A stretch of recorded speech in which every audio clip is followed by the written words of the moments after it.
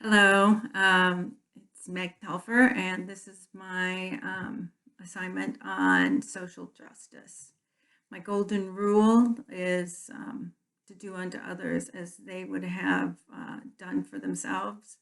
I found that if you ask people what they need or how you can be of assistance, they're pretty good about telling you, and that way you can avoid a lot of mistakes.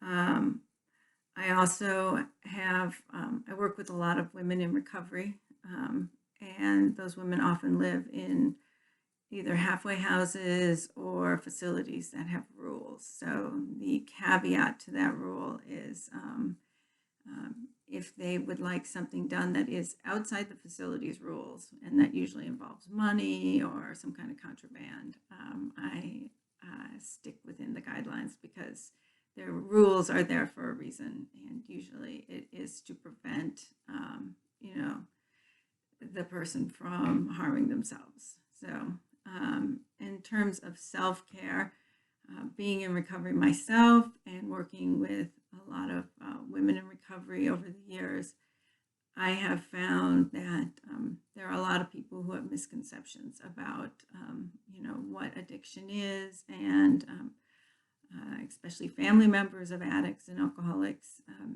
because they have a lot of fears about that person. They have a lot of anger about what they've done, and so sometimes it is best just to agree to disagree.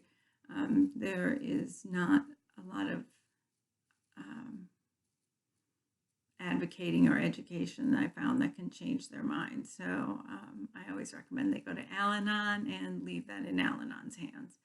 And the Bible verse I picked is Galatians, it's chapter 6, verse 2. Carry each other's burdens, and in this way you will fulfill the law of Christ. And the reason I picked that is it's the old saying, you don't know somebody until you've walked a mile in their shoes. And I think that when you help somebody with their burdens, you do better understand what they're facing and where they're coming from. And lastly, what am I going to do? My actions towards social justice. I used to work in a battered women's shelter as a volunteer one night a week when I lived in Texas. And when I moved to North Carolina, I did not volunteer again. I've worked mostly with women in recovery. But I am going to see about volunteering there again, so I can better understand the needs of the women in my local area. Thanks. I look forward to your feedback.